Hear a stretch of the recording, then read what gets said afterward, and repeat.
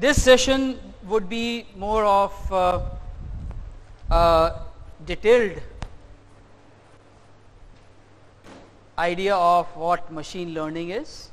Typically, concentration would be on types of learning, and then we try to also do some very simple examples that gives you a feel of that how do you use machine learning in your applications. And I'll try to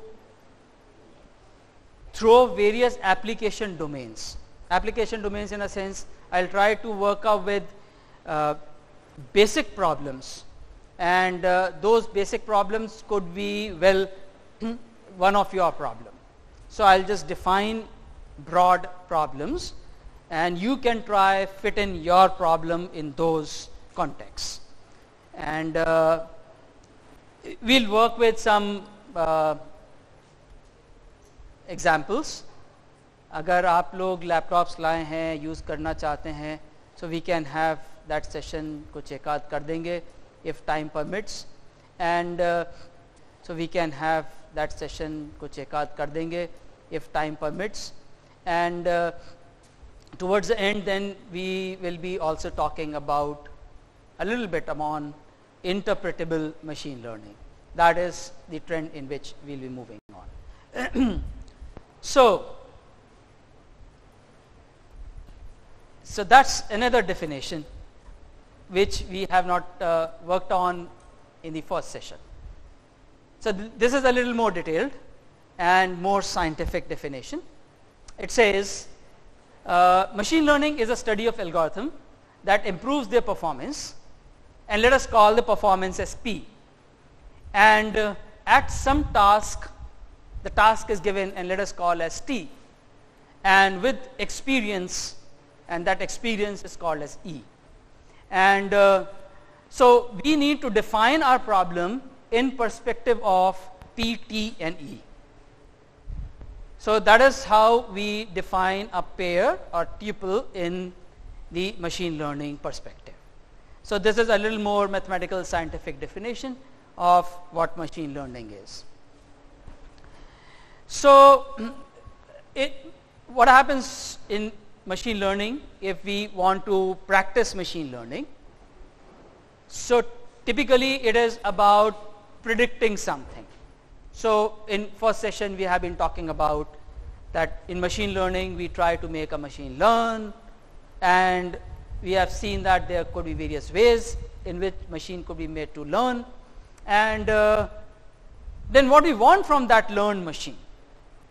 From the learned machine we want that something unknown, if we present to a machine, it could be predicted or some answer should come out. So that kind of prediction should happen, and that is where the machine learning is normally used. So basically you can see two separate parts. One is you have a training data. I have already floated you the idea of what the training data is. Training data is the data which is used to train a particular model or a predictor.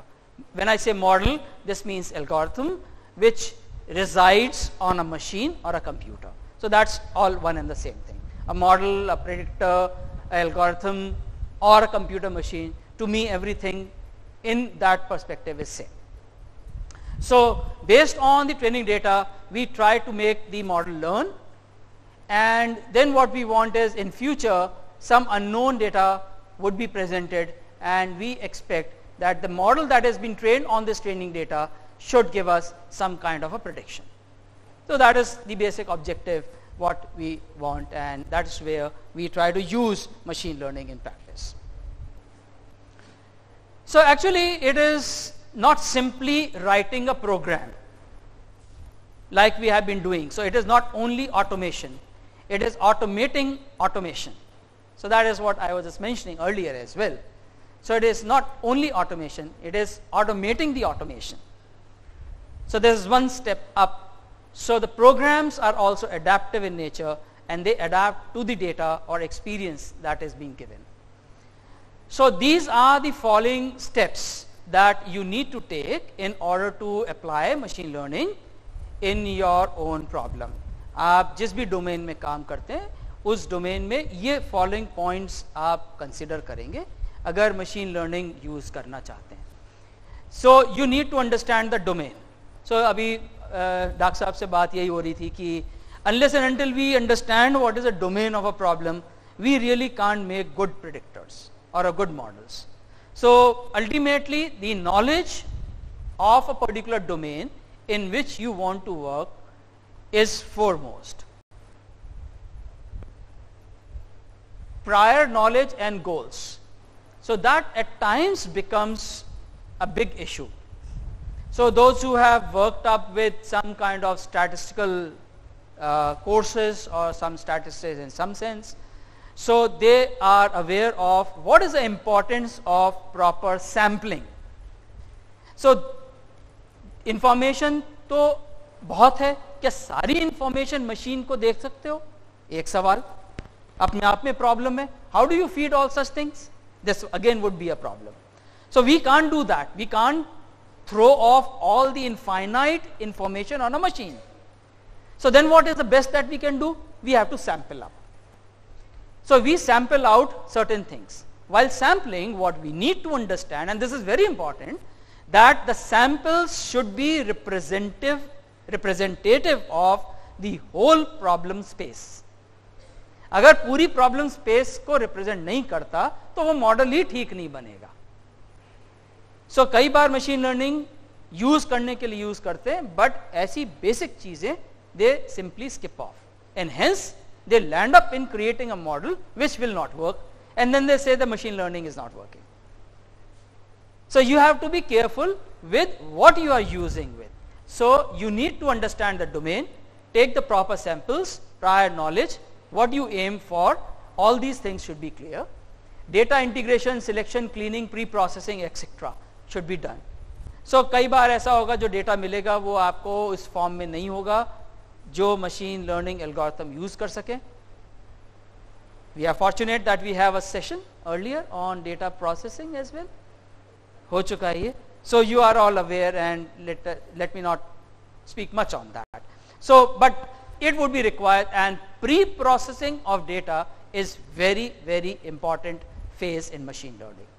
It is very important. So if you have a nice, good set of data, the models are, the performance of the models are much better. So we need to take care of the second point.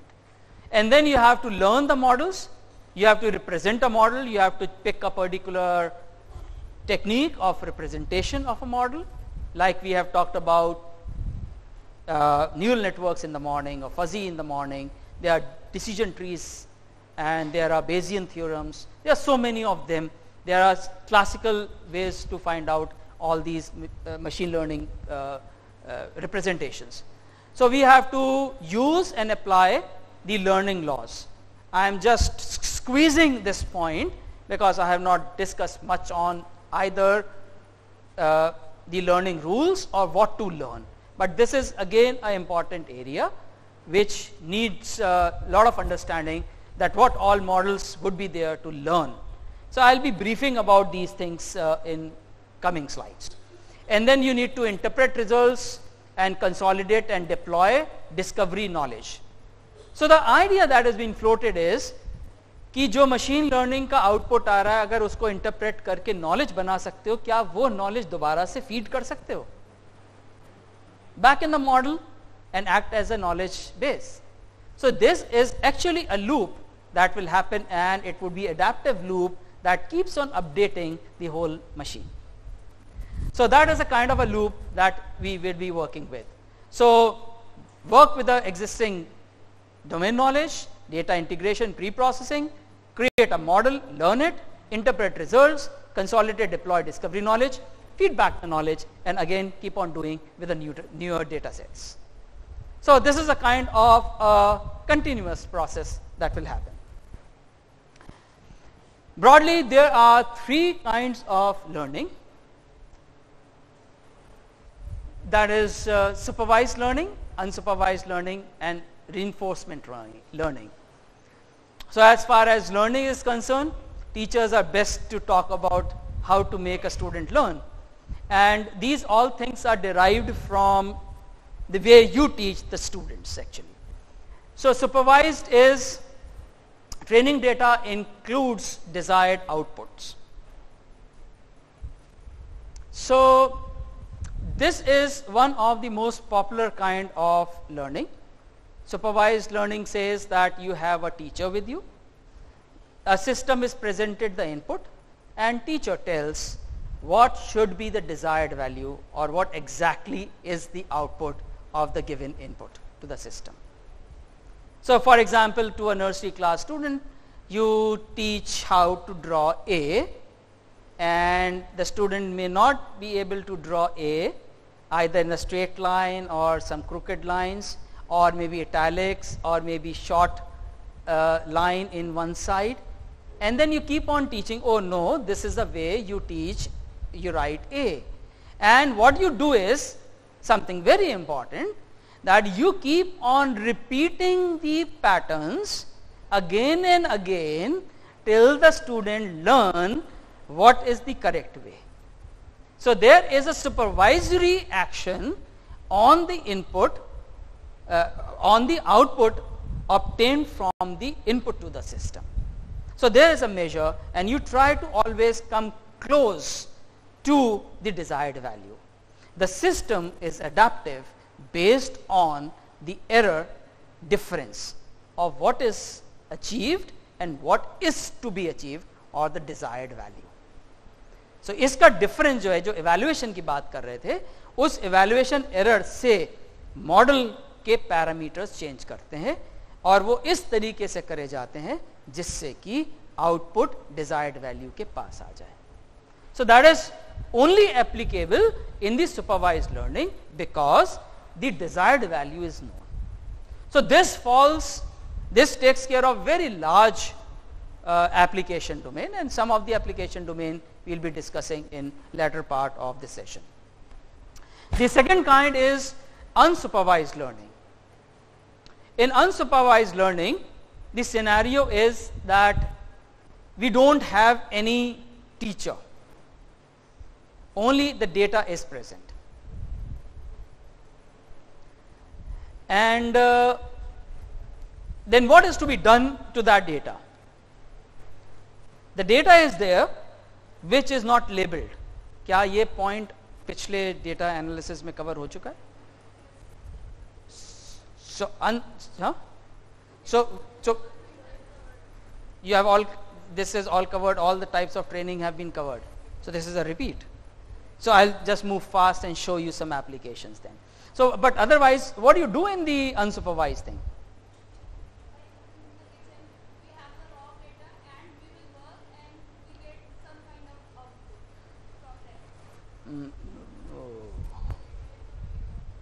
The data is not labeled, then what is to be done? So in unsupervised, we don't have a labeled data. What I mean from labeled data is that you don't have a desired value attached to the input. Then what is to be done? What can be done with such kind of a data? Information बहुत सारी है, यहाँ पे एक sensor लगा दिया और sensor वो बहुत सारी रीडिंग्स लेते चले जा रहा है. Humidity sensor, temperature sensor. What is that data? That is unlabeled data. So what I do with that data then? Labeling कैसे करोगे? No. Unlabeled means the input is only present, but that input is not tagged with some label. I'll just show you some example if that is not clear. So what we try to do is, we try to apply some similarity measures and try to do some clustering there. So I'll just show you that in that case if it is not clear. And the third is the reinforcement learning, and the reinforcement learning is some kind of a reward and punishment scenario.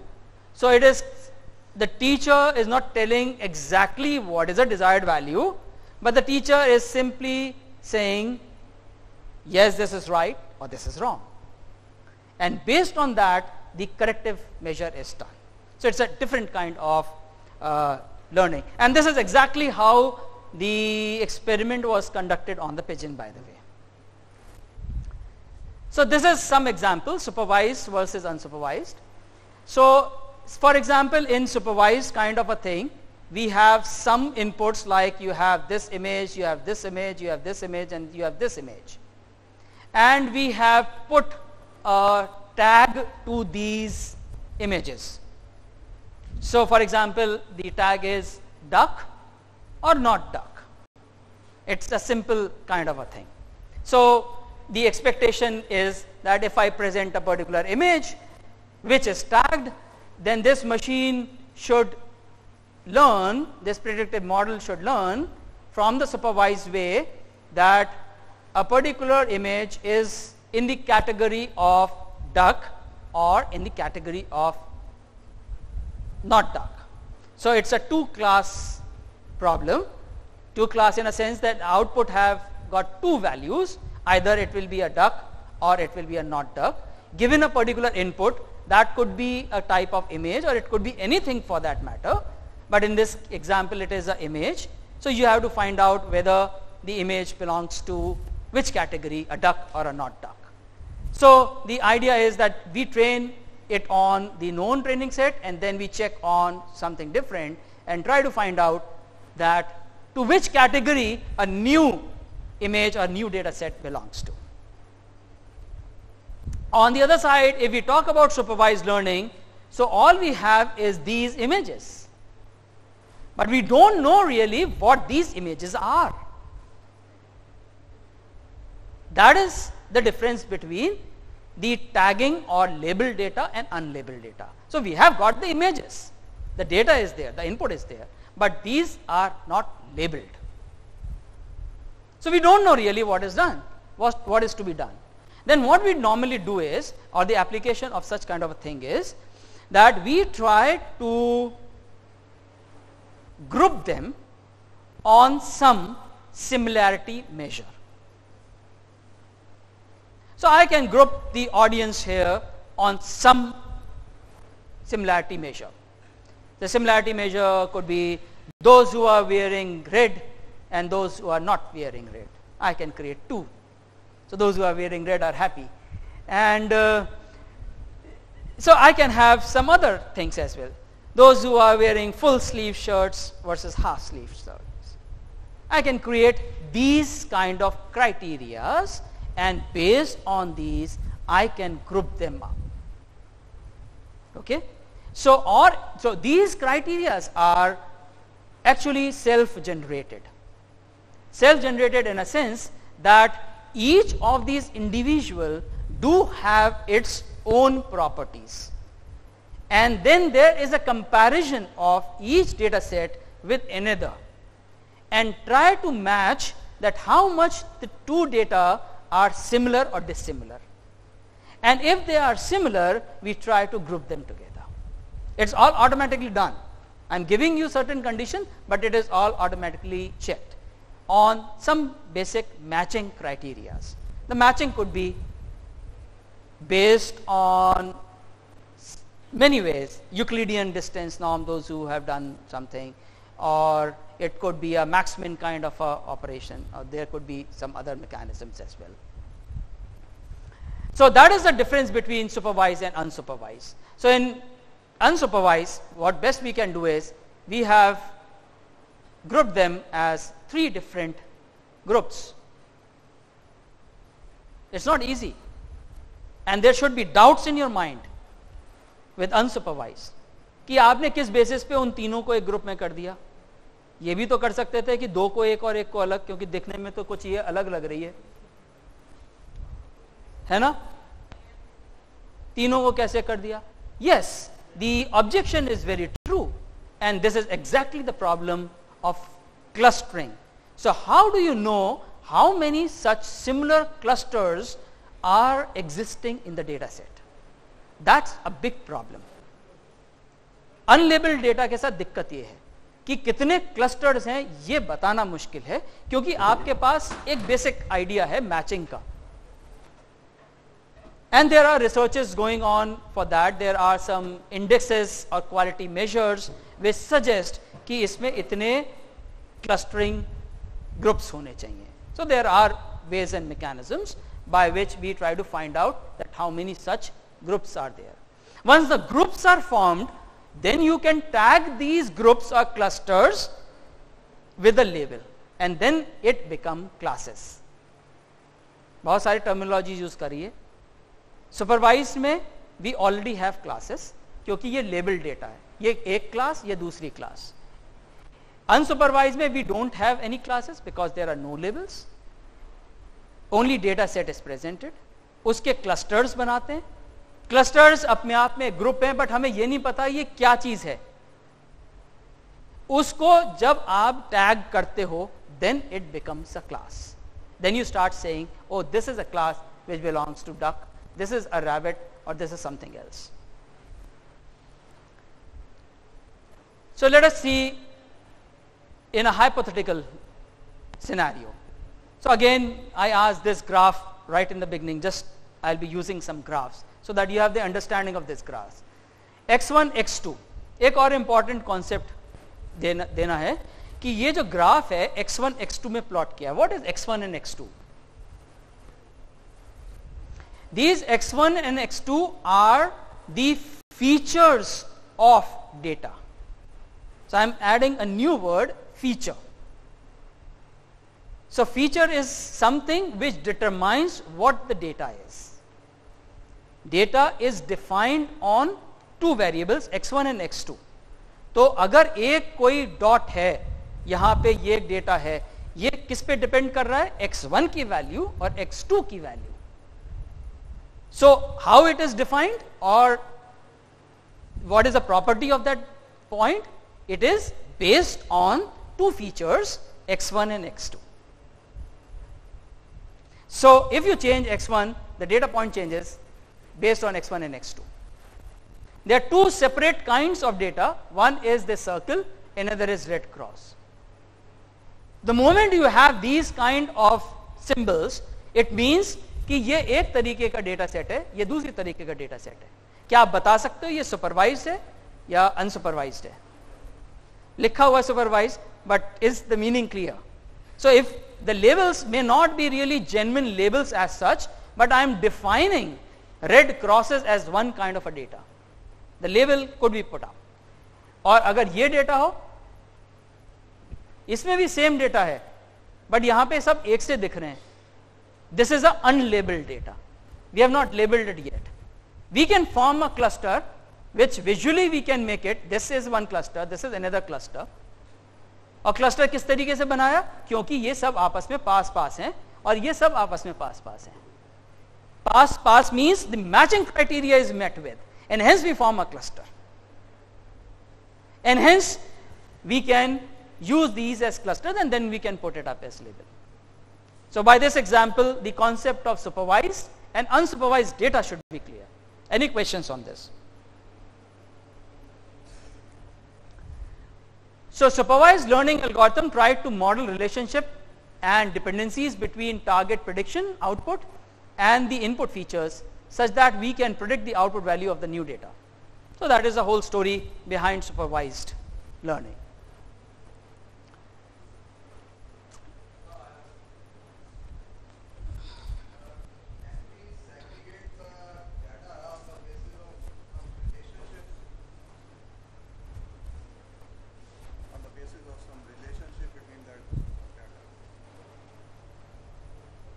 Segregate means? The separation, the way you have made the clusters, different clusters. So can we make this cluster on the basis of the relationship between the data? Relationship in what sense? In sense of features relationship? Like the way we do in the methodology, like interpreted structured modeling, in which we make the unstructured data into a structured one through the ISM. So yeah, you can use that relationship as one of the measure and try to create those clusters. Yes, you can in fact. So the idea is that you are free to use any matching criteria you like. So if you try to put a matching criteria as a relation, so based on some relational value, you can say that these are similar. So the cluster as I just mentioned, needs certain kind of a matching criteria. The matching criteria need not be a distance measure from the feature space as such. It could be any abstract relationship or something. On that basis, I can say, oh, all these things have a similar kind of relation, and hence club them together. So what is important is that what is your matching criteria?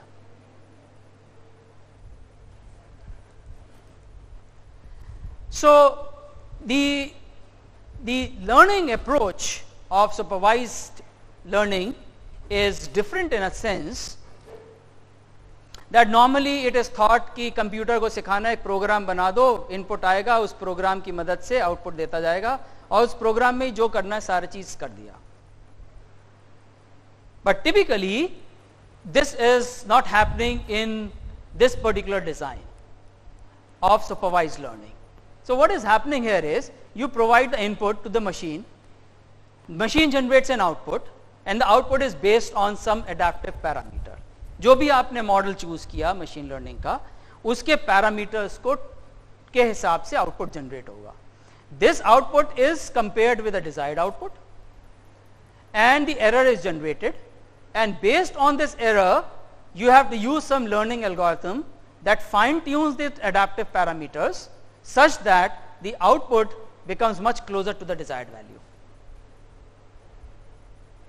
And this is repeated for large number of inputs, and what is observed is that there is a convergence, or the system starts learning and the error difference or the error start reducing.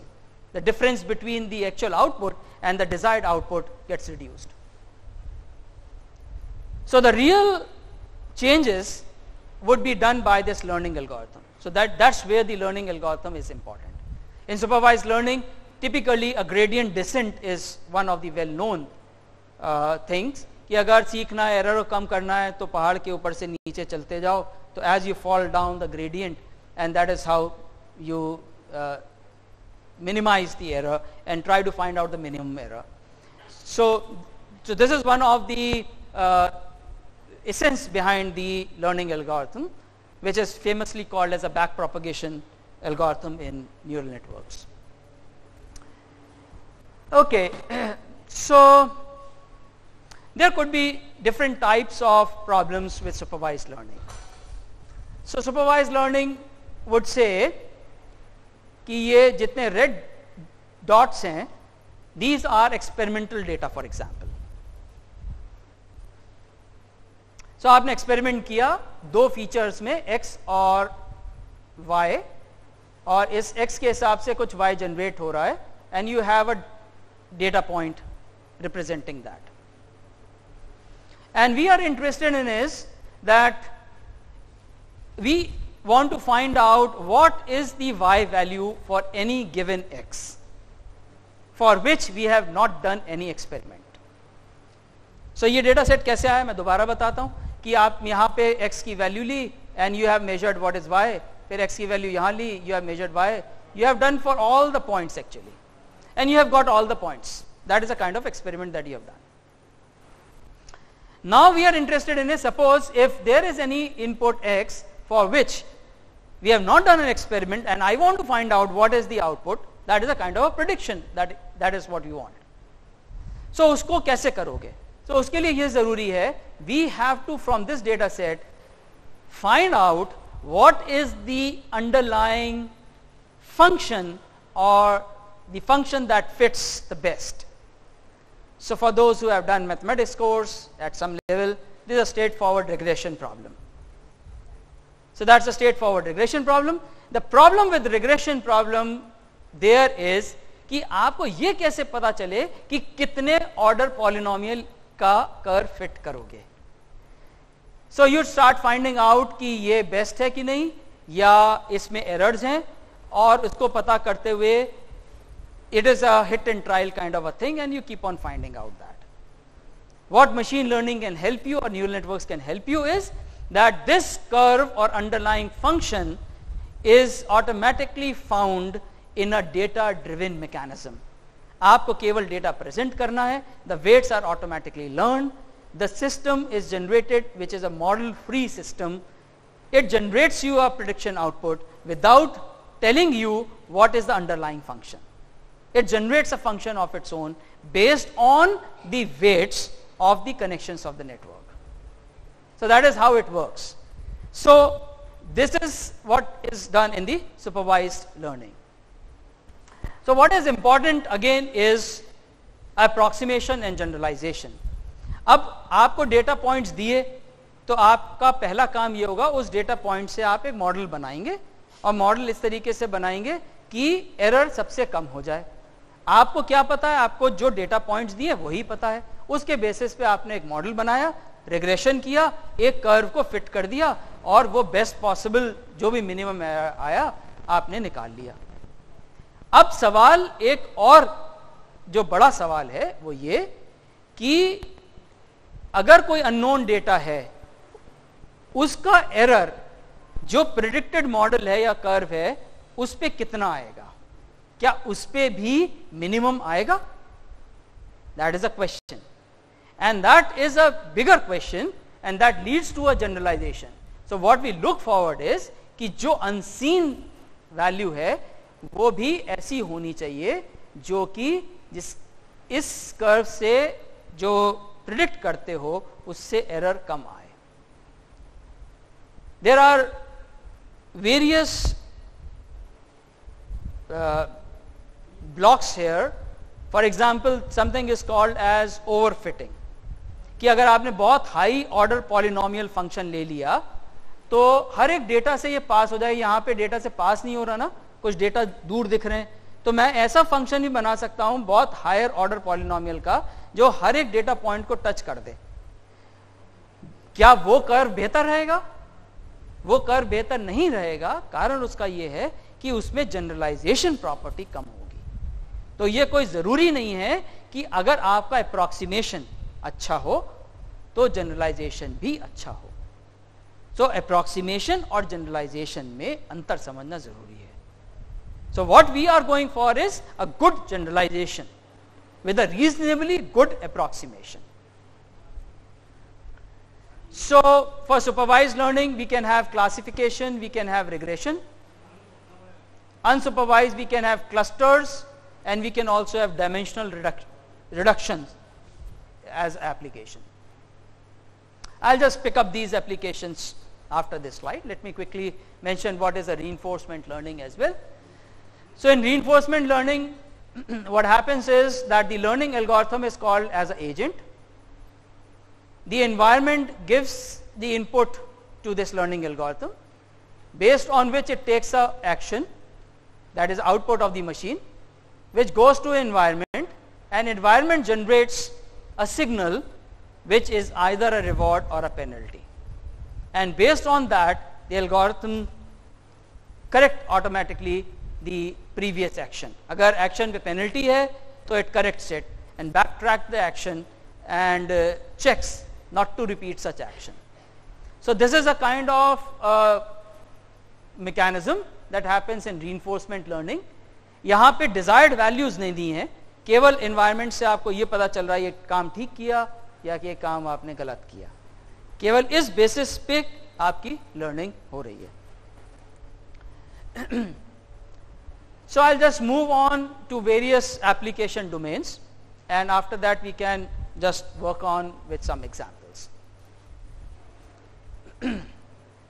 So we have a classified design.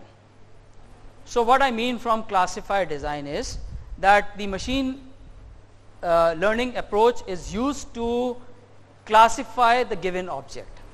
So when I say classify, this means कि कोई भी input अगर है तो उसको एक known class में categorise करना है.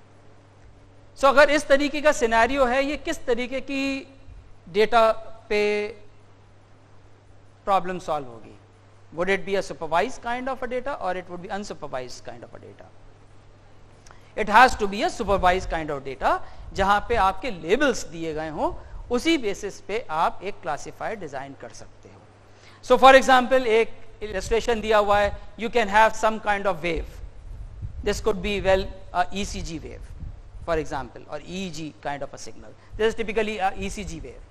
So I want to create a machine where I want to find out whether this ECG signal is a normal or abnormal. So I'm not talking of the level of errors, I'm simply saying whether you have sung it right or wrong. So given a particular audio signal, or I can in fact try to find out whether this is right or wrong. So this is the two class problem. जैसे आपका कितना error है, it requires something more. So right now we are simply talking of normal or abnormal. It is a two class problem. Okay, there could be multi-class problem, and the concept is similar. Given a particular input, you have to find out what is output. For example, you can have images as the input. So given a particular image, you have to find out to which category it belongs to. So there could be various kinds of category, animal names or the item names. There are some standard benchmark data for machine learning. Typically people start using ImageNet, which has got 14 million such images over some 1,000 of classes. So that's a big size data set people work on nowadays. So, but in general they are talking of some classifier, or we call it as a classification problem. So you can start thinking of your own problems where you want to have a particular data set and want to classify into various classes, the class of which is already known. So you can apply these classifiers in place. Then you have a clustering kind of thing. I just mentioned it in unsupervised learning, जहाँ पे label data set नहीं है, और आज की तारीख में ये अनसुपरवाइज्ड डेटा बहुत ज़्यादा होता जा रहा है, क्योंकि सेंसर्स आ गए हैं और जितने सेंसर्स आप लगा रहे हो उतना ही डेटा आ रहा है, आपको ये नहीं पता कि क्या है. फॉर एग्जाम्पल आप टेम्परेचर है, ह्यूमिडिटी है, डेंसिटी है, इसके सेंसर्स आपने लगा दिए, आपको ये पता करना है कि यहाँ पे कोई हैजर्ड होगा कि नहीं होगा. नॉर्मल रीडिंग्स आ रही हैं, there would be variation, but there would be a kind of a spike somewhere when the anomaly happens. Can I find out that anomaly? या चलते हुए सीजर्स आते हैं, एपिलेप्टिक सीजर्स आते हैं. So how do I measure that? Can I have some mechanism where I can predict कि अब 5 minute के बाद इसको सीजर आना है? Are there some things or some signals that come in within the body I can measure and try to find out that, oh, seizure is going to happen?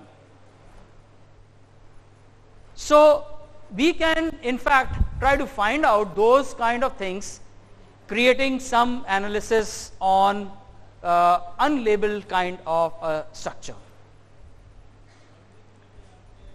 Then we have function approximation problem या regression problem, जिसको अभी बताया, वो भी supervised learning के under आएगी.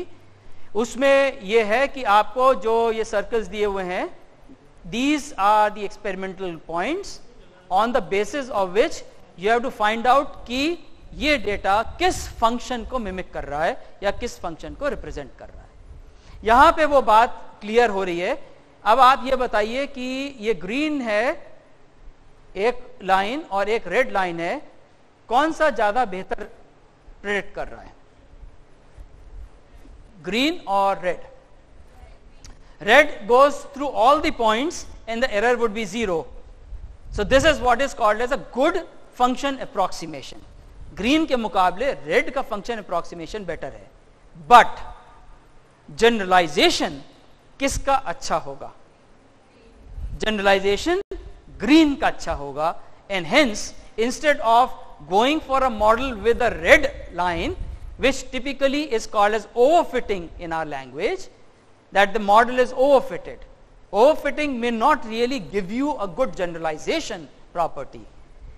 Good generalization property need to be much more smooth and hence have to be a reasonably good size polynomial, not oversized.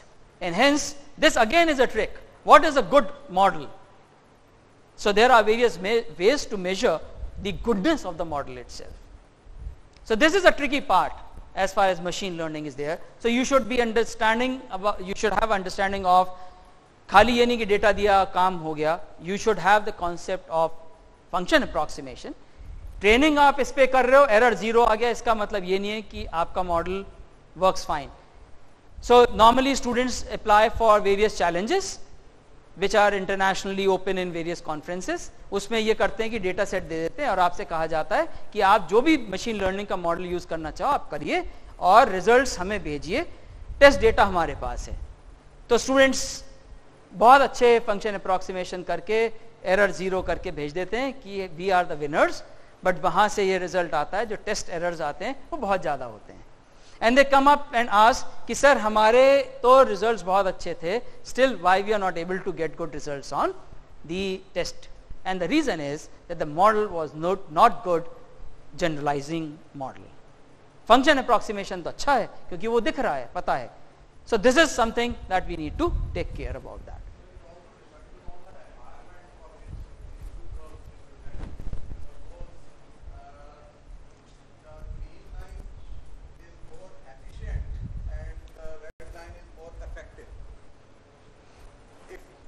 I'm talking in terms of if we see the business environment, means if you are talking about the cost, the green line is more efficient, means the cost is stable. And if you want a more effectiveness, means suppose the service level of the business, it is more close to the data, so that means it is more effective. But is the efficient or effective? So I'm trying to take the perspective from a business model, but for us what it means is green line is certainly efficient from a perspective of the economy of the model. It uses less number of parameters. To us that is important, but I am not really convinced on the point that the red line would be more efficient and effective for the basic reason that this is effective only on the data points that you have seen or the system has seen. The whole issue is that you are trying to use this model to predict something in future. The question is that if suppose I put a point here as x, so this green light gives me this value, but the red line gives me that value, and there is a big difference between it. So I am not very sure of that what would happen to the unseen data. It may give you some results which will be very far off in the real value. So your prediction may go vary, and hence it is not a nice idea to go for overfitted kind of curves. So the forecasting problem is again a similar kind of a problem. So it is similar but different in a sense that you have some past data. So it is a continuous time series kind of a data कि आप एक time के साथ major करते चले जा रहे हैं कोई चीज़ और ये पता चलना है कि आगे क्या होगा. वेदर फोरकास्टिंग जैसे है, आप प्रेडिक्ट करना चाहते हो, स्टॉक एक्सचेंज प्रेडिक्शन है, पता करना चाहते हो. सो टाइम के साथ कोई वैल्यू चेंज होती जा रही है, आपको पता करना है कि आगे आने वाले समय में अर्थक्वेक आएगा कि नहीं आएगा या कब आएगा. क्या उसको 5 दिन पहले प्रेडिक्ट कर सकते हो या 1 दिन पहले प्रेडिक्ट कर सकते हो कि नहीं कर सकते. So what is done is we try to see the trends and capture the trends features using these machine learning tools. So the model works something like this, that we keep on presenting the past values of a finite set and try to predict the next in the time. पिछले 4 reading लिया, अगली reading बता दी, पिछली 10 reading ली और अगली reading बताई कि क्या हो सकती है. So this is a kind of thing that we do in the prediction. So we will not be discussing this in the session, but there are some other interesting applications which are like content addressable memory, which is one of the strong application area as far as the machine learning is concerned.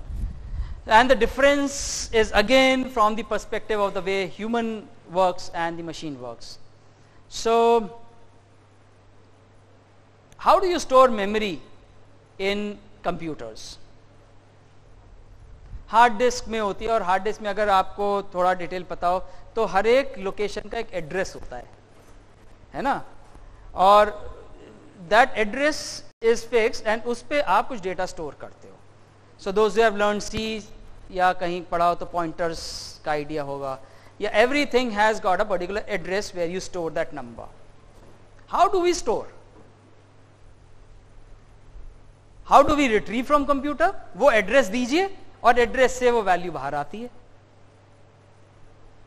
And how do we work? If I ask you to remember your friend's phone number, so what all things got recalled? The phone number, the friend's image, house, family members, pet, where that friend stays, they are all interconnected. And what is being given to them, to her, was simply I asked about a friend. This is what it means from the content addressable memory. So what we store is not the address, we store the content, and the contents are associated. And the whole association comes out. It's a different unique recall mechanism that humans work. So you can use such kind of memories and build up models. So एक example ये है कि कुछ image है और occluded aeroplane image है. So you want to remove the occlusion, so you can simply remove it by presenting it to a model. It basically recalls back the original image. And these kind of models are very effective.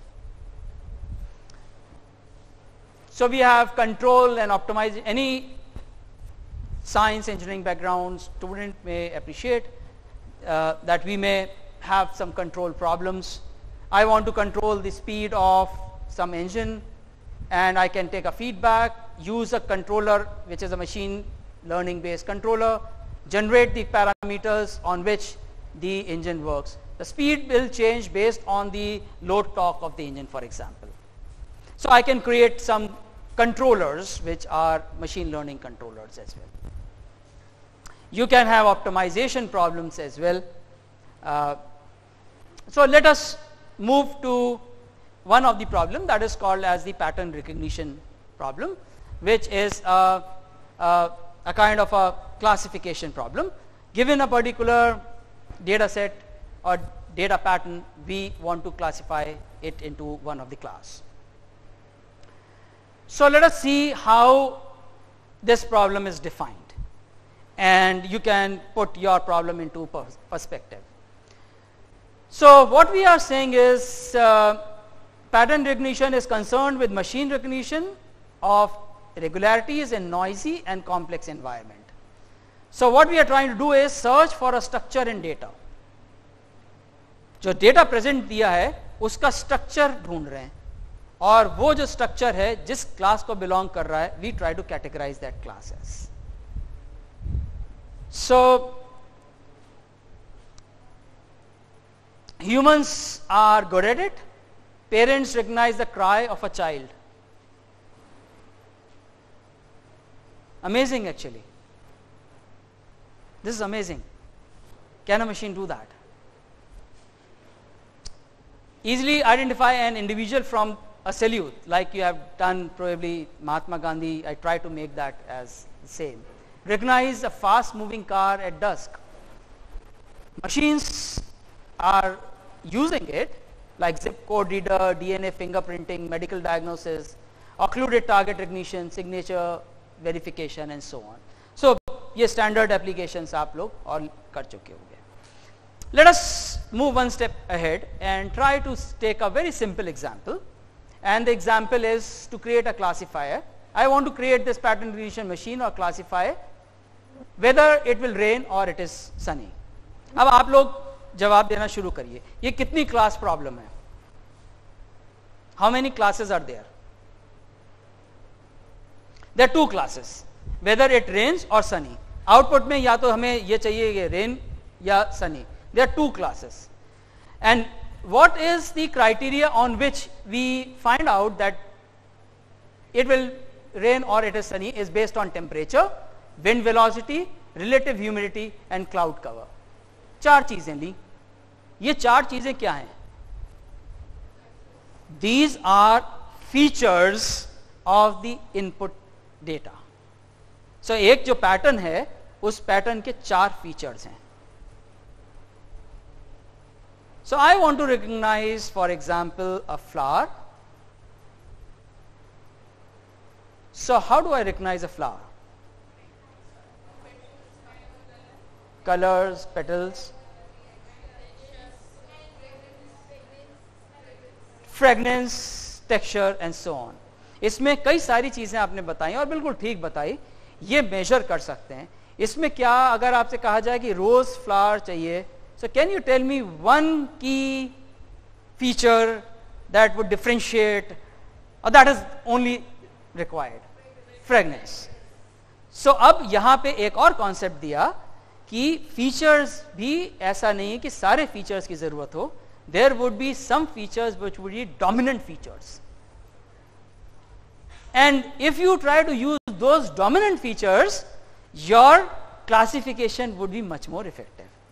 और बहुत सारे features भी हो सकते हैं, तो कोई जरूरी नहीं कि बहुत सारे फीचर्स से आप इफेक्टिव रिस्पॉन्स निकालें. आपको यह पता करना है कि आपके प्रिंसिपल फीचर्स कौन से हैं. So there is a whole research that goes behind it, which is called as feature selection process. कि इसमें से ऐसे कौन से फीचर्स हैं जिससे कि आपका क्लासिफायर अच्छा रिस्पॉन्स दे.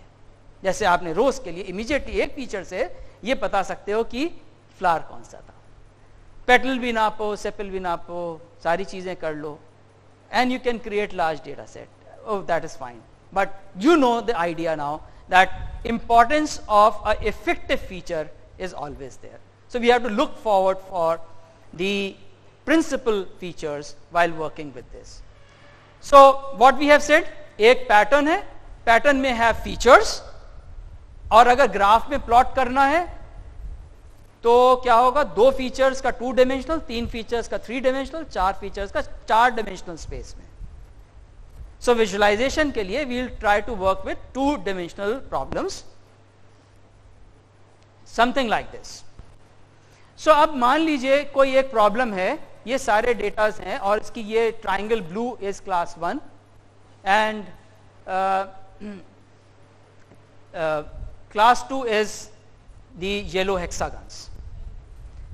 So machine learning की प्रॉब्लम ये है, या एल्गोरिथम को ये करना है कि एक डिसीजन बाउंड्री बतानी है इसको, जिससे कि ये दोनों डेटा सेट सेपरेट हो जाए. And this has to be automatically learned.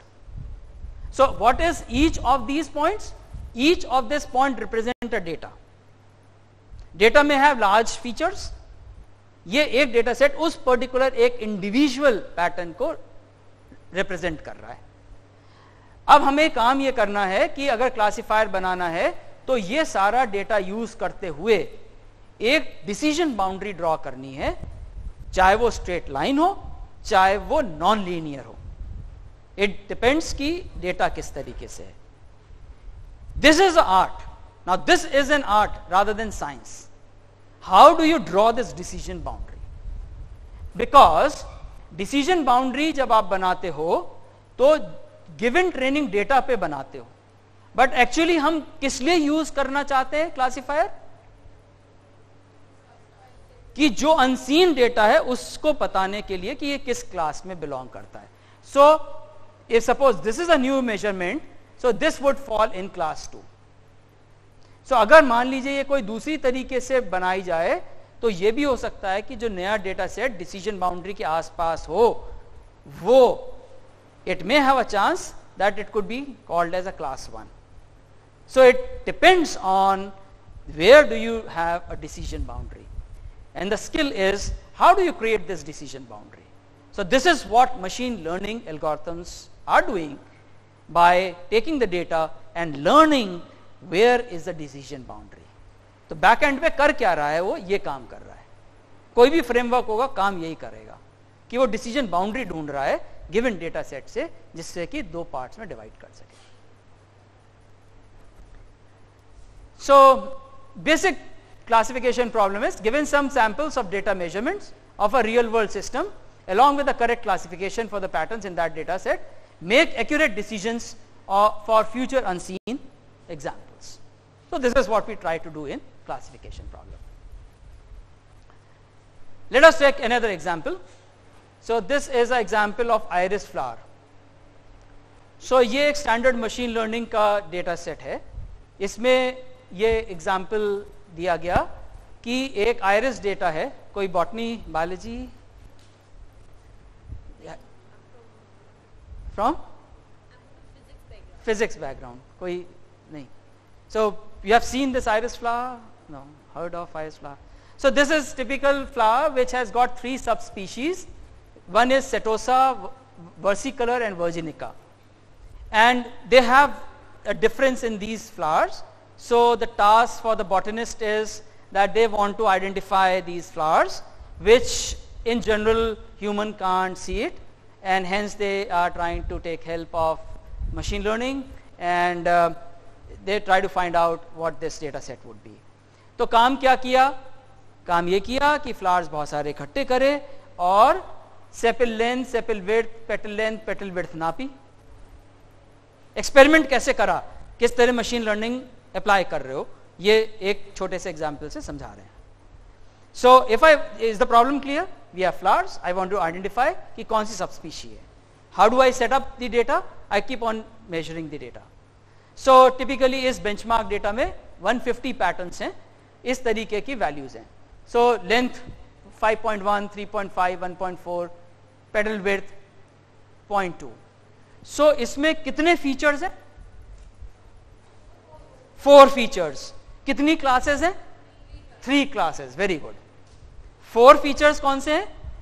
Sepal length, sepal width, petal length, petal width. इनके आधार पर we are trying to find out कौन सी सबस्पीशी में बिलोंग करेगा, सेटोसा, versicolor या virginica. So is the problem clear? So you can think of your own problems. So based on this data set, so if I try to do a scatter plot, 4 dimensional space को दिखा नहीं सकते ना, आप देख पाओगे, तो इसको 2 में स्कैटर कर दिया. So you can have all these things. You can see these are the scatter plots. ये 3 कलर 3 सब स्पीशीज का दिखाते हैं. यहाँ पे आप देखो, so it may be pretty complex. ये रेड वाला तो अलग है, बट बाकी ये दोनों ओवरलैप्स हैं. ये आसान नहीं होगा कि आइडेंटिफाई करना. So it will be a highly complex decision boundary. ये एग्जाम्पल से ये समझाने की कोशिश कर रहे हैं कि इतनी आसान नहीं होगी जैसे पिछले एग्जाम्पल में दिखाया. It may be pretty complex decision boundaries as well. So for example एक स्कैटर प्लॉट लिया. सवाल ये आता है क्या इस क्लास को बाकी दोनों क्लास से सेपरेट कर सकते हो एक स्ट्रेट लाइन से? ये क्लियर स्ट्रेट लाइन है. ऐसी कितनी स्ट्रेट लाइन बना सकते हो? Infinite. It would be infinite. कितनी भी बना लो क्योंकि बहुत स्पेस है. अब now the decision is which would be the best. So we have various measures जिससे कि ये डिसाइड करते हैं कि where it would lie and where it should lie. यहां पे ऐसा है कि आप कोई स्ट्रेट लाइन से इन दोनों को डिवाइड नहीं कर सकते. अगर डिवाइड करोगे तो कुछ केसेस ऐसे होंगे जो गलत क्लासिफाई हो जाएंगे. तो 100% परफॉर्मेंस नहीं होगी अगर स्ट्रेट लाइन की मदद से क्लासिफायर बनाने की कोशिश करो, which are called as linear classifiers. So we have to go for non linear kind of decision boundaries.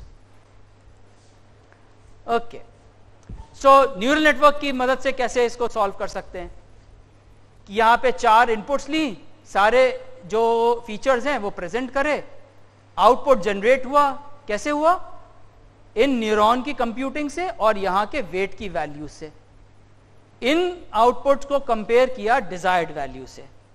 Desired value से कैसे कंपेयर किया कि अगर मान लीजिए ये पैटर्न सेटोसा है तो ये वाला न्यूरॉन सेटोसा 1 है, बाकी ये दोनों 0 है डिजायर्ड वैल्यू, वर्सिकलर वर्जिनिका. सो इसको 1 के साथ कंपेयर किया, ये 0.9 आया मान लीजिए, assuming it. So there is a difference of 0.1 और यहां पे भी एरर है 0.2 का और यहां पे भी एरर है 0.7 का. इस एरर की वजह से ये यहां के वेट सारे अपडेट करोगे. ये पहला पैटर्न दिखाया, उसके बाद ऐसे बार बार पैटर्न्स दिखाते हुए इस एरर को कम करेंगे. और जब आपका एरर टू योर सेटिस्फैक्शन कम हो जाए, then you stop.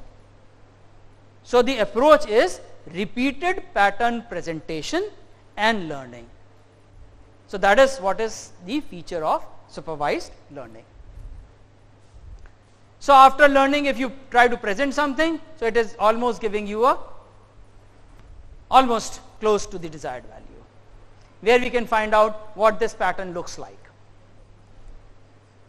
वो स्पीकर की तार है इसमें?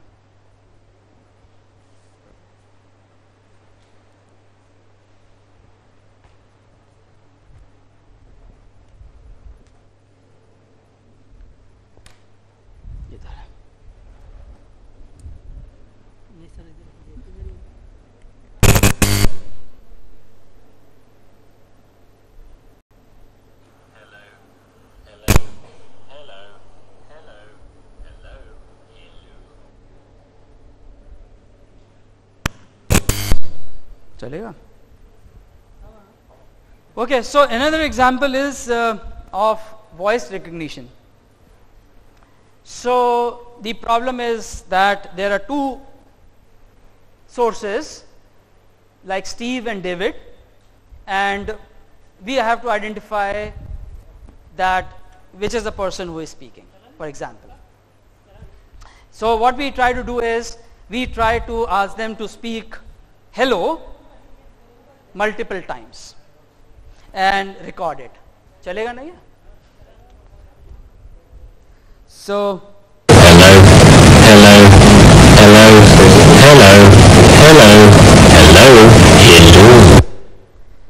so that was really too loud.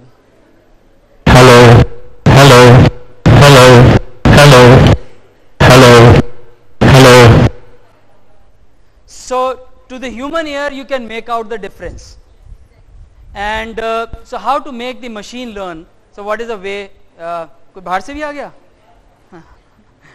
So the part is that we try to do the audio processing, convert analog to digital, store in various bins which are called as, and generate a histogram. So you have a whole frequency spectra. That frequency spectra is actually created as these bins, and we try to create the histogram out of it. So ये एक pattern बन गया. इस pattern को we try to present it to the network. So we are not really presenting the audio signal directly. What we are doing is we are converting it into different features which are called as secondary features, and we present secondary features to the system. So it may not be really कि audio सीधे feed कर रहे हो. So कई बार ऐसा होगा कि आपको उससे secondary features निकाल कर you have to feed it to the system. So the same process would be there, and you can have, so you can see the presentation to the network.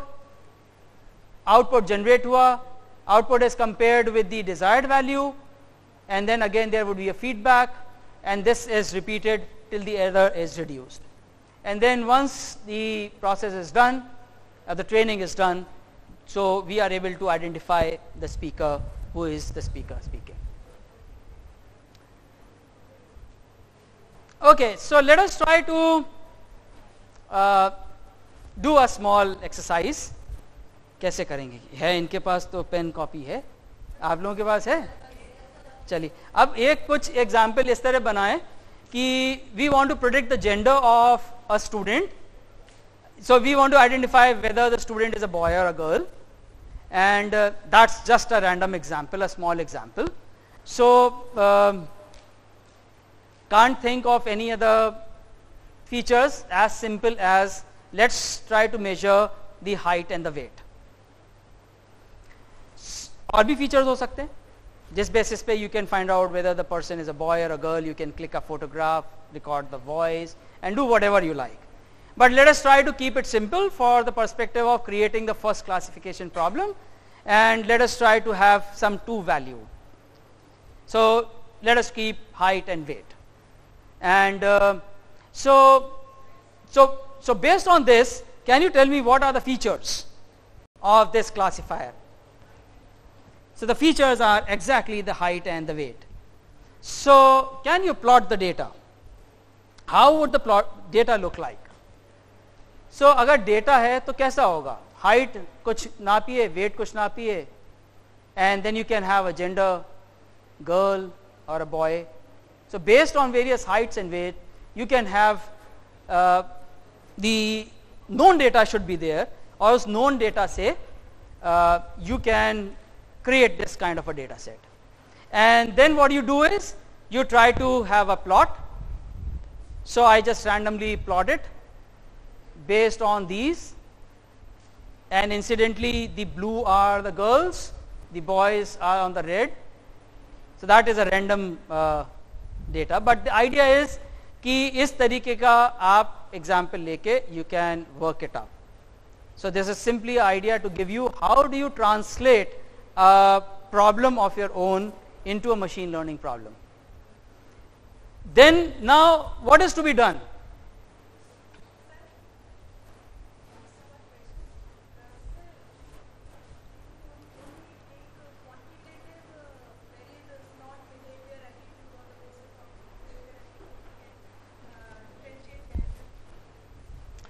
So the question is as follows. So the question is that why only we want some numeric values or quantitative values, and based on which we have to design the whole thing. In fact, that is the whole point, and I'm happy that she is asking this question.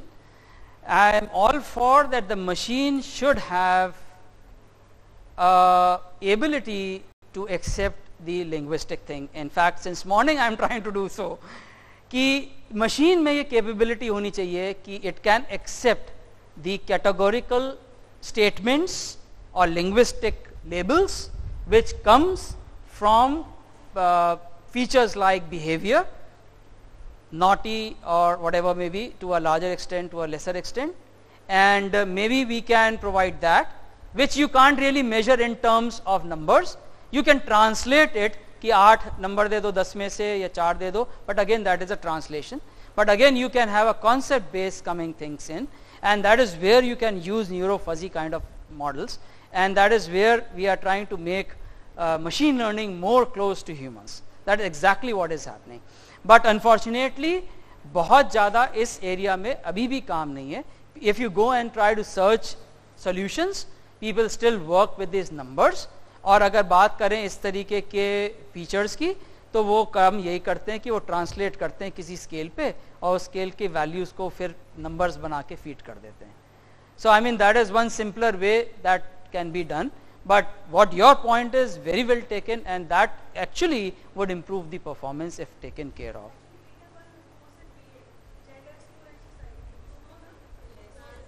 Oh that's fantastic, I never knew. अगर हाँ, तो अगर वो आप अगर ऐसा example देखते हैं और अगर कुछ इस तरीके क्लासीफायर बना सकते हैं मशीन लर्निंग का, तो you can use those features and well you can work on a machine learning tool and try to show it scientifically as well that machine learning helps in identifying the classes. Well that's great. I mean I would love to have that kind of a data. ये तो खुद actually रात को बैठ के I was just thinking what to do, so I just thought of a very silly kind of example. And it's good that you have a whole course running, and it is good that you can think of some examples. The purpose for this example is just to tell you that how simply you can translate your problems into this classification kind of a problem. So that's a cartoon that says, before that, I was just mentioning कि ये जो दो इस तरीके 6 examples दिए, सो intentionally ये दिख रहा है कि ये बिल्कुल सेपरेट है और इसको आप आसानी से सेपरेट कर सकते हो. बट कई बार आप डेटा देखोगे जहाँ पे कि ये स्ट्रेट लाइन नहीं आएगा, and then probably you need to have some kind of automatic learning rules to be used. So you have to have some kind of machine learning representative model and use a learning rule of that to find out those discriminating boundaries or discriminating lines to identify the classes. So the whole story would not be completed without making a statement that we need good examples to learn from. So he asks, if we learn from our mistakes, shouldn't I try to make as many mistakes as possible? So we are talking about learning as such, and we learn from our mistakes. So that essentially means I should make more mistakes. And in fact, I tell you, this is an important message behind this cartoon. Typically जब आप data collect करते हो, so वो unbalanced data होता है. So unbalanced in the sense कि जो गलत काम है या anomaly जो है या वो चीजें जैसे सीजर आया, इसका डेटा बहुत कम मिलेगा. नॉर्मल आदमी ज्यादा दिखता है. जो नॉर्मल डेटा होगा वो कहीं ज्यादा होगा, और जो एबनॉर्मेलिटी होगी डेटा की, वो डेटा मिलने में मुश्किल होता है क्योंकि अकरेंस कम है. And hence we are building models based on the data, and that data would be unbalanced data. So the question that is asked is in other sense important question कि हम अगर गलतियां पकड़ने चाहते हैं तो हमें वो डेटा भी चाहिए होगा जो गलतियों वाला है. नहीं तो हम मॉडल ट्रेन कर रहे हैं सब अच्छी चीजों का और ये कोशिश कर रहे हैं गलती पकड़ दो, तो ये ठीक नहीं है, क्योंकि we are not representing the problem actually. So we need to take care of this unbalanced data in the data driven models. This is something very important. So I tried to show you some demo as well, if it works.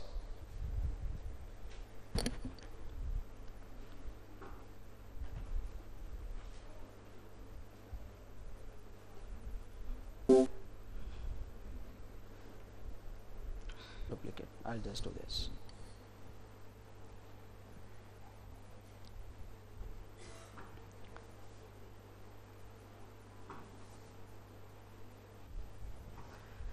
Okay, so this is a small machine learning tool which you can all play around. This is called as a playground, and that is from TensorFlow. So it is called as a playground.tensorflow.org. So you can note down, you can play around with this. Backend पे ये एक deep learning tool use करता है, and this is demonstrative of the classified data sets. I'll just show you some of the things.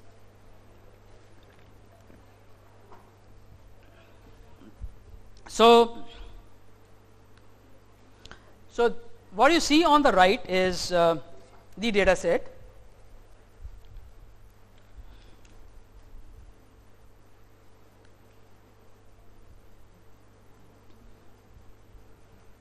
Okay, so this is the data set. This is labeled data set, supervised learning, colors indicate the classes. We have to find out a suitable discriminatory line. Easy to find, it would be almost a straight line.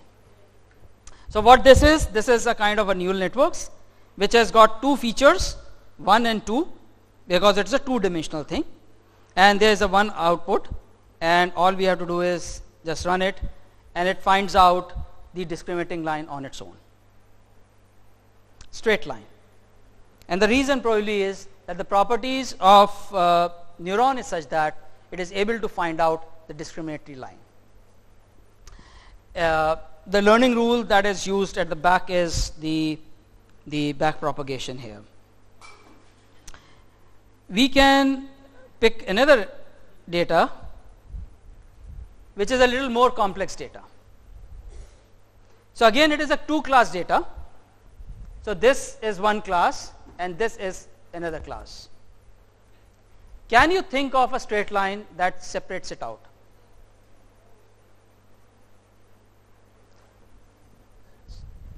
So you need to have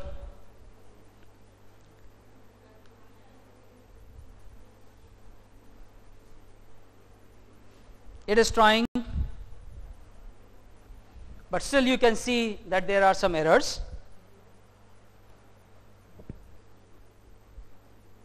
This line and this line.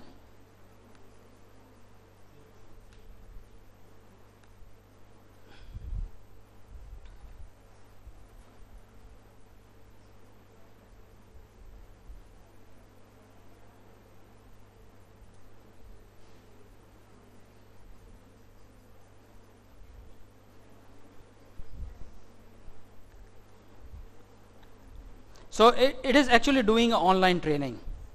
and try to change things. I'll try to increase the complexity, and by doing so you will be able to see the change in these discriminatory lines.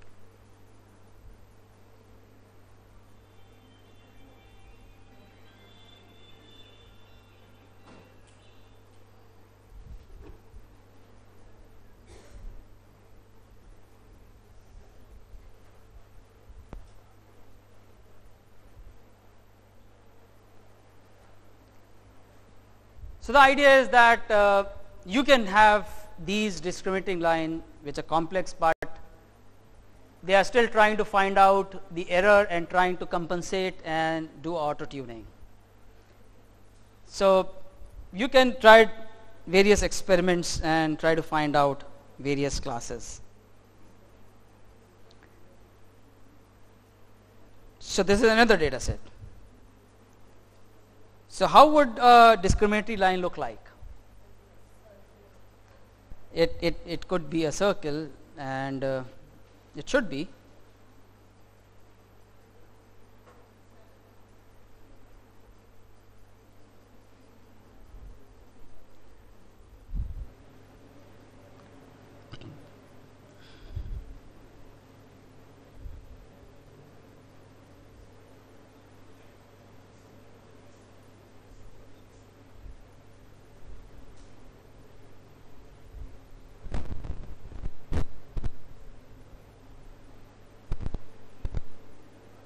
It will actually converge to a circle.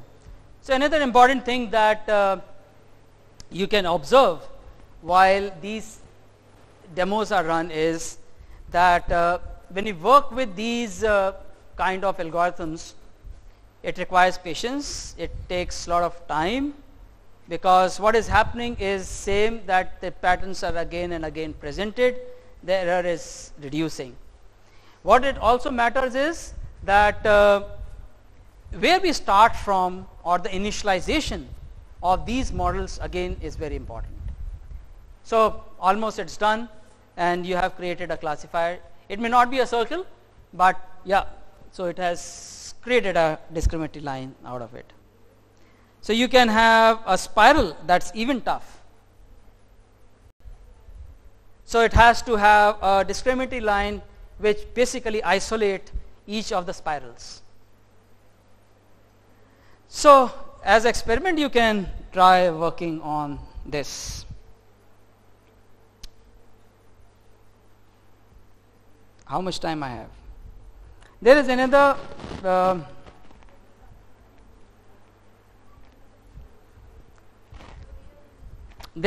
site. You have already seen this? That's okay. So you can play around with this. Okay, let us come back and I'll cover the final few things.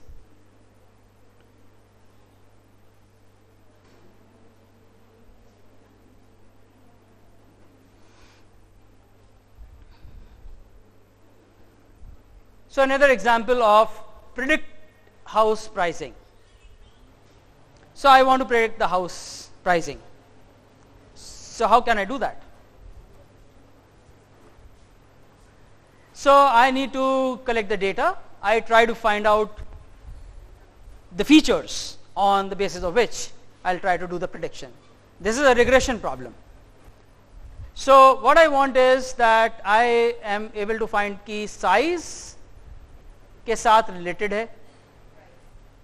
So if the size and price were taken, some samples were collected, and then we are trying to build a regression model based on these data set.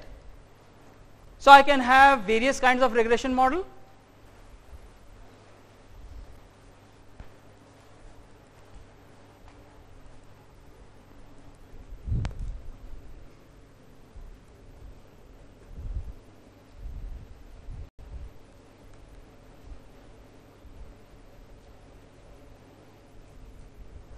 So one regression model could be a straight line, or it could be a green line, which is a non-linear one. So we need to identify various kinds of models, and then once it is done, we have to do a prediction. So the prediction could be, for example, I am interested in finding out cost of a house which is 1300 square feet, and I can estimate it based on two different models. So one says 250, another says 290, and that is where we have to be a little careful that which model we have to work with. So the last point of today's discussion is, in 5 minutes, the things that would be required, and that is called as interpretable machine intelligence. So if I sit in front of machine, and we are becoming machine dependent anyway, and if machine says it doesn't work, so I need to reason it out why, and if it works, then I need to reason it out why. So I need to have a reasoning of the decision that the machine makes. So why is so important?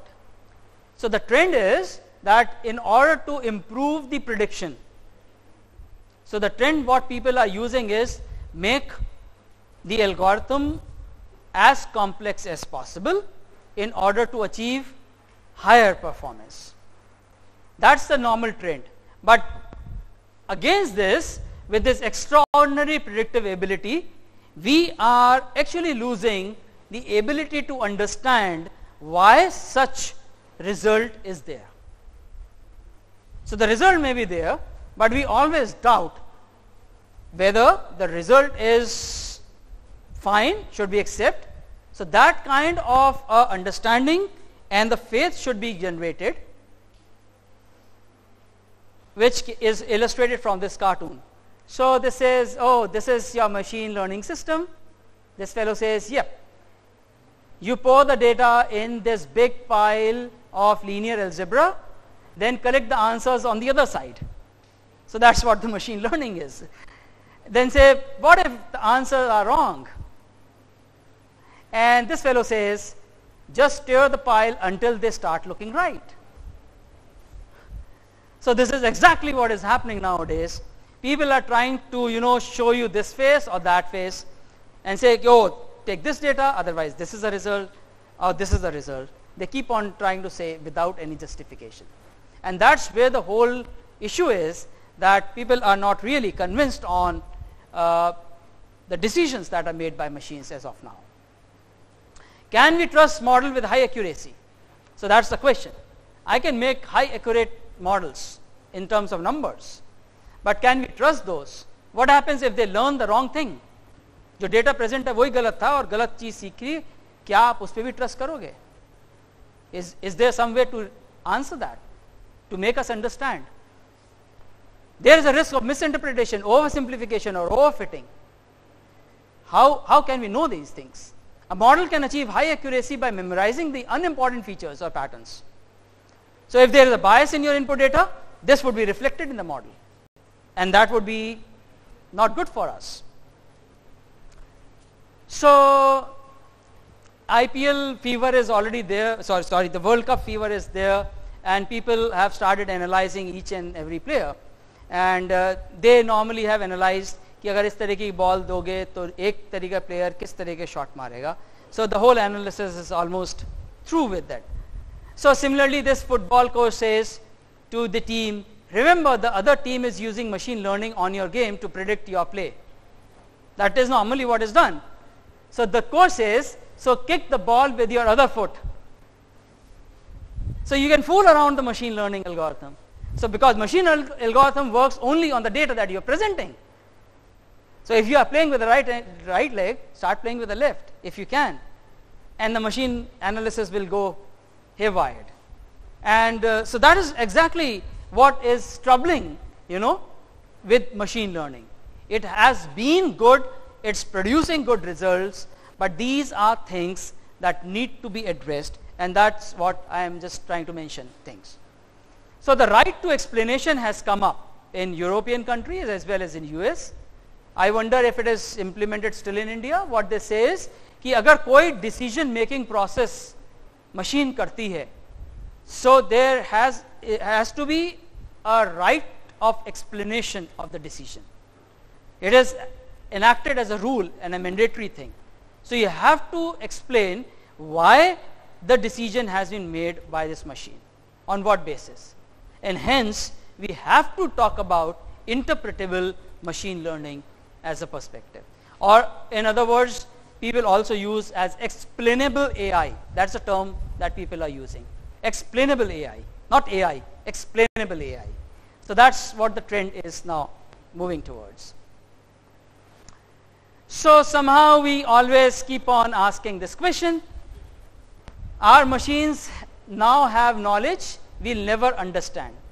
The question again is taken up, you asked probably, कि machine वो काम करती थी जो हम नहीं कर पाते थे और इतना ज़्यादा सिखा दिया, अब हम मशीन को क्या समझ पाएंगे?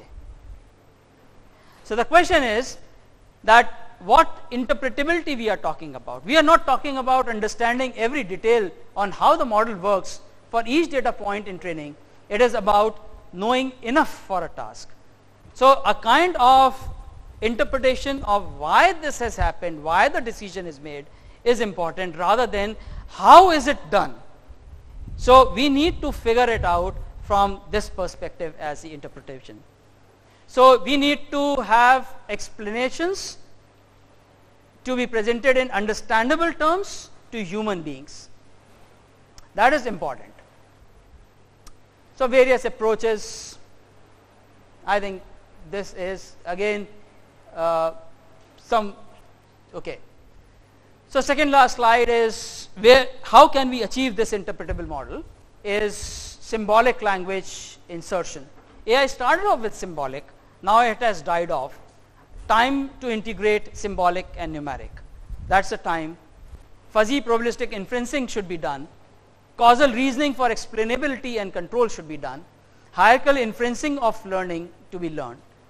So we learn in a hierarchical manner. People have not much worked on these kind of hierarchical strategies.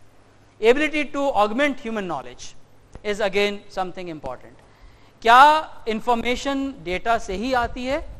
उसका क्या होगा जो सड़क के साइड में पंचर वाला है, scooter, two wheeler, four wheeler ठीक करता है और केवल आवाज़ सुन के बता देता है कि खराबी कहाँ है. हम सब ने एक्सपीरियंस किया है. वो उसकी नॉलेज को क्या हम इंसर्ट कर सकते हैं? So how do we insert that? That is again a form of knowledge. And those knowledge are also there. जब आप बीमार होते हो तो एलोपैथिक दवाई खाने की बजाय घर में दादी या नानी आपको कुछ घरेलू उपाय बताती हैं. Where is that knowledge? How do we translate that into these systems? So we are asking much bigger questions. Can we insert those things? The answer is yes, we can, and we have some ways to start with, and that's what we are presenting. So I'll end with this slide. I think ये पहले sessions में दिखा चुके हैं.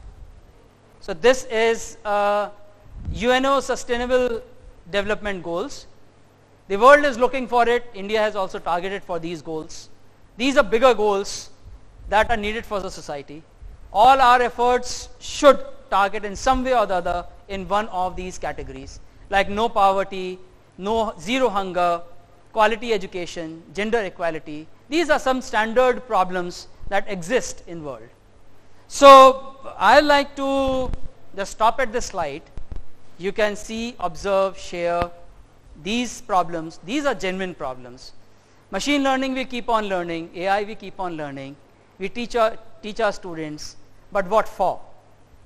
So to me, these are genuine problems, and we need to address in whatever way we can to address these problems. So if there are any other questions, I am open for the questions. Not for this slide, but any other questions as well. I have done with this time. cyber cells have developed. So in case of any antisocial elements, in the case of AI intrusions, so is there any cell for that also? Not heard of as such if there are things, but people are aware of, and in fact some researches are being done on self-corrective machines. What that means is that I can detect where I am wrong. So that is to do with the self-organizing. So for example, typically problem comes with these kind of sensors. Sensor क्या करता है, वो reading ले रहा है, कब खराब हो गया वो पता ही नहीं चलता, वो खराब रीडिंग ही आपको डेटा देता जा रहा है, उसके बेसिस पे आप एनालाइज करते जा रहे हो. So the machine and the sensors should know that where is the problem, whether it's a genuine alert. So अगर कोई प्रॉब्लम आ रही है तब भी एनोमली आएगी, या अगर खराब हो गया तब भी आएगी. So there are ways to find out these as well. So some things are being done. Trying to say is that if someone enters into your AI systems. Oh, security. Yeah, security. So from security. Yeah, security measures are already done. So people are taking about safety and security. So the whole cyber security area is there, and within that, so AI interact from the perspective of the network. So the whole network security comes into role. So but if the machine is self-learning, so then the security, cyber security. So if he is worried about that someday what happens, he opens the door with a knock and all of a sudden a machine comes and grab Dr. Naveen Dev by his neck, then what happens? So I am of the opinion most likely this time won't come. Not because it can't happen technology wise, but because there are so many other negatives for such kind of advancements. From the perspective that there are already auto correctors which are built into the systems.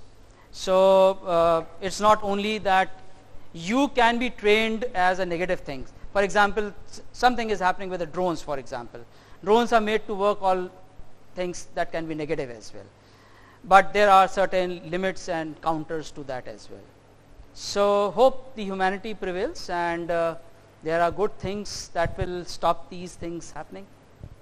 If it is developed on the lines of blockchain technology, where the account is created, so if any that's another interesting area that can be merged together.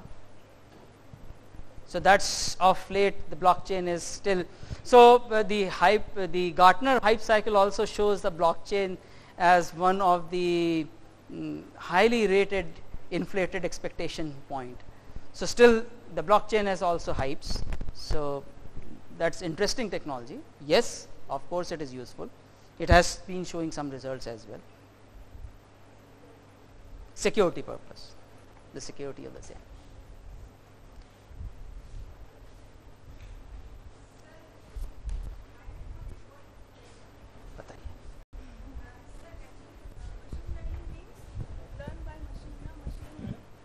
No, machine learning means make the machine learn.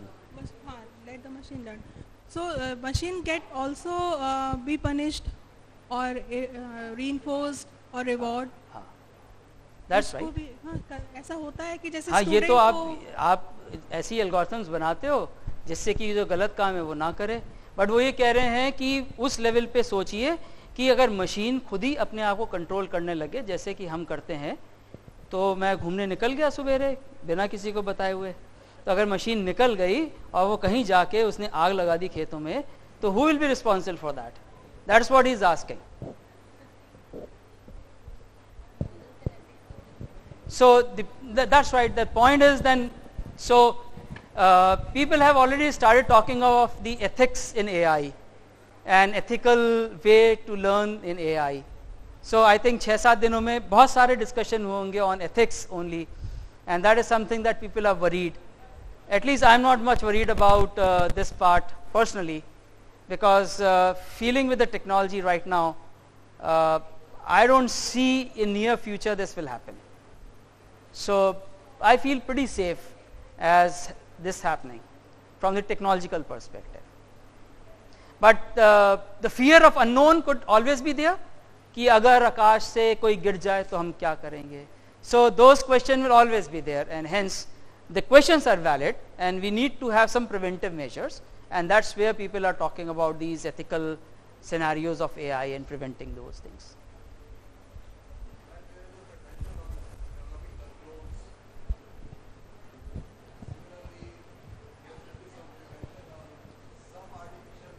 Yes, so there's another way to go about is that most often these softwares do have some regulators where they regulate under certain norms.